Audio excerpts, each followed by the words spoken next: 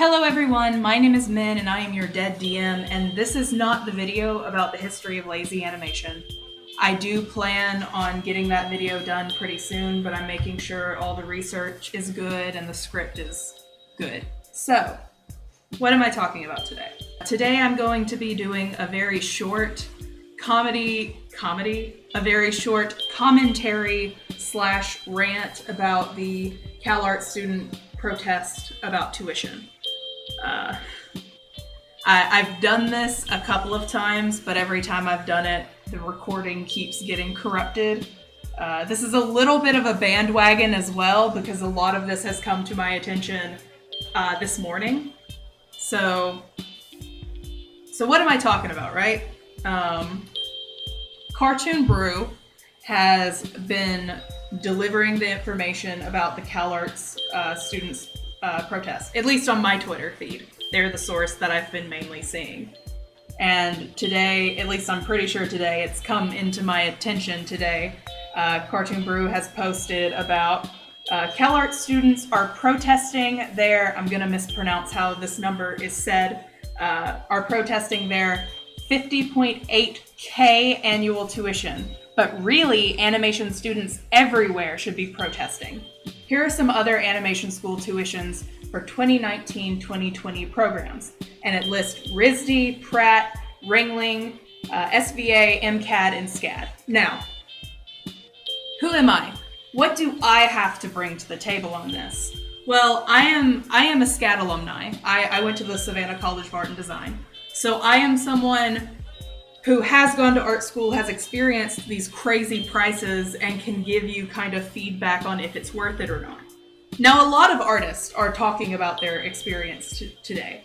A lot of artists are talking about how, if they've gone to art school, they're expressing a sentiment that can pretty much be summed up as, quote, I went to insert school here. I do not regret my time there.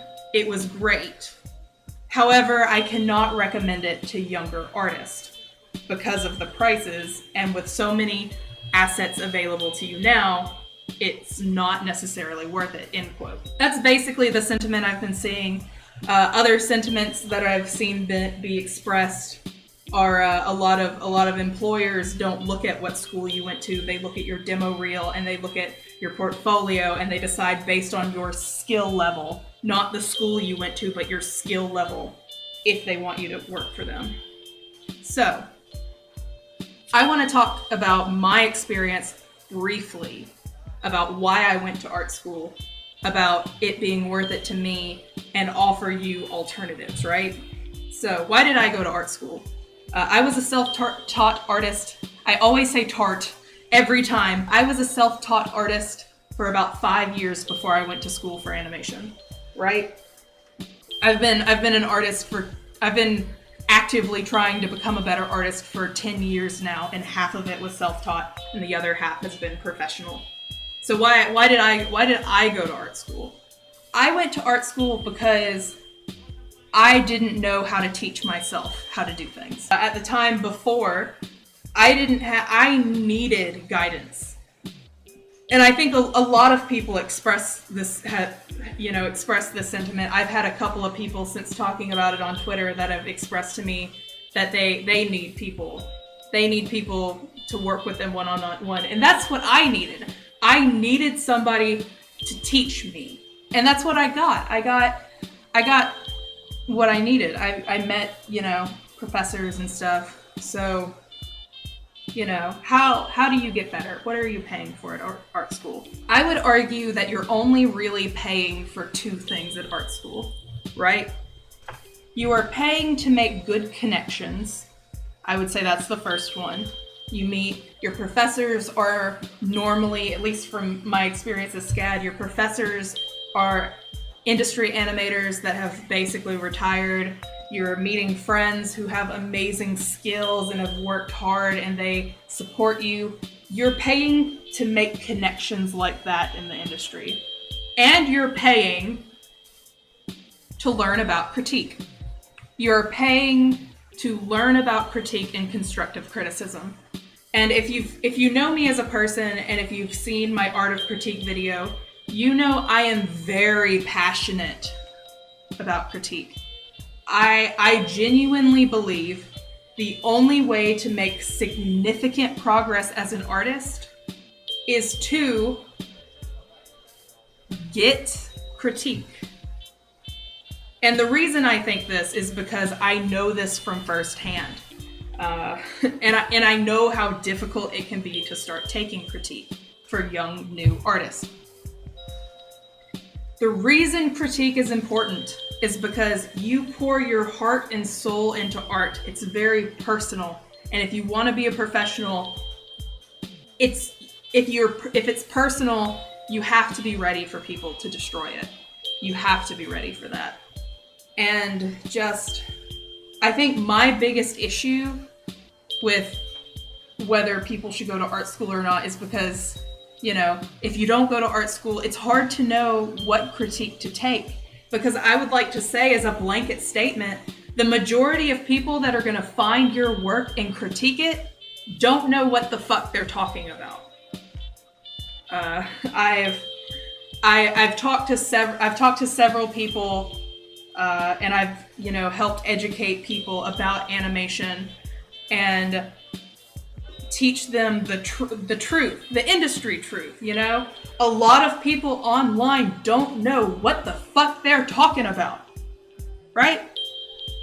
And it's not necessarily their fault, you know? They are not educated in art either, assumed. And what do I mean by they don't know what the fuck they're talking about? They aren't educated in how to give constructive criticism. I've seen very popular online critics give critique and be like, you know, I don't have anything nice to say. So they equate constructive criticism to being nice, or they equate constructive criticism to being an asshole, which it's neither of those things. Constructive criticism is a feedback of telling you what you're doing right, what you're doing wrong, and offering possible alternatives to that. So going to art school, you learn about this. You learn about critique. You learn how to give it. You learn how to take it.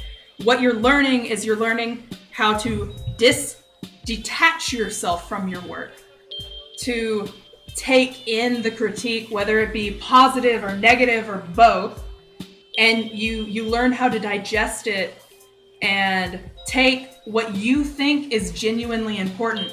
If you hear something and you're like, yeah, that's a good idea, I should start doing that. And you learn how to throw away subjective garbage that doesn't fit your vision. Like if you listen to every critique and take everyone's advice, even if you disagree with it, your work stops being yours. And a lot of people, even professionals, a lot of people give critique with their personal preference. And you as an artist have to know when to throw away critique that doesn't suit what you're doing. And that's what I would argue is one of the main things you're paying for in art school. Now, what are some alternatives? You know, there are lots of places you can learn to get started animation. But what are some good alternatives for people like me who need help, right? Well, I can't say a definitive like, oh, here's what you do, but this is what I can offer. What I can offer is the best of myself. You know, I'm not some amazing fancy hotshot animator, but I am an educated animator. I do want to be a professor one day, and I would like to help you get the resources for what you want to do, right? I want to offer myself as a professional to you as someone who wants to know more. You know, I have resources. I have resources to help you learn, and I can give those to you. And if I don't have what you're looking for, I can help you find it. I want to help you find it. I want everyone interested in animation to have it accessibly. I want you to have access to the media because it's an amazing media. I think it's important, regardless of if you want to be a professional or if you want it to be a hobby.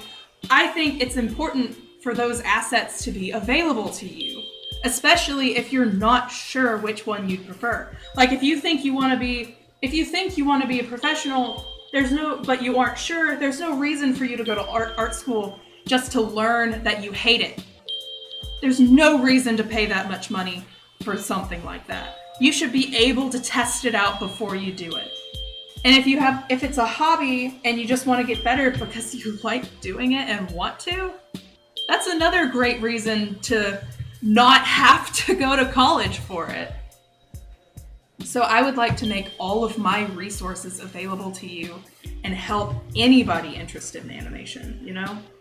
And I get a lot of messages on different aminos and on my channel and on other people's channels when I work on their channels of like what software and hardware I'm using to make what I'm making.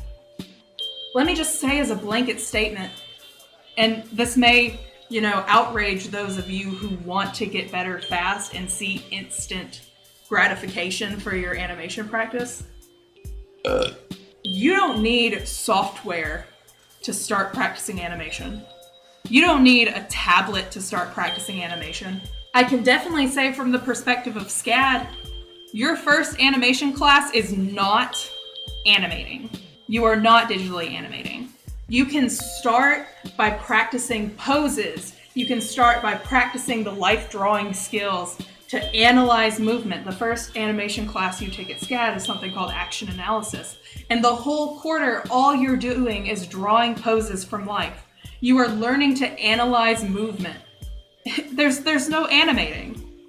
You don't have to animate to start practicing animation. So if you're really young and you're like, what software do you use? The software I use may not be easily accessible to you because I'm using professional software. I am a professional. And it'd be cool if everyone could have their hands on it. There are free alternatives, but even some people, don't have access to that. There's free stuff like Flip a Clip. That's a great way to practice. But I would argue you can just start on a piece of paper if you don't have a computer, or if you're watching this and you don't have a computer and you don't have, anything digital to start seeing stuff, just practice the posing. Everything you start teaching yourself will have an impact on the future. So, if you are interested in becoming a better animator and you don't know where to go, you can talk to me. I'm open and I'm here. And there's a link to my Twitter in the description where you can @ me, and I think I have private messages open for anybody right now, so anyone can send me a message. I've also opened up, I didn't open this up, there is a Men Dead DM Discord server created by one of my Patreon members. That's open to you, where you can get in contact with me instantly. Show me your work. I can give you an honest, unbiased critique and help. I want to help. All art is something you learn forever. It doesn't matter if you're a professional, you're always learning. And it's fucking bullshit for education to be this expensive. So I think I've gotten my heart out there. So if you're watching this, please do not be afraid to contact me. You can contact me through that Discord server. Don't send me a friend request because that makes me anxious. But you can contact me through that Discord server. You can @ me on Twitter. You can leave a comment on this video, and I'll try and respond to every comment on this video.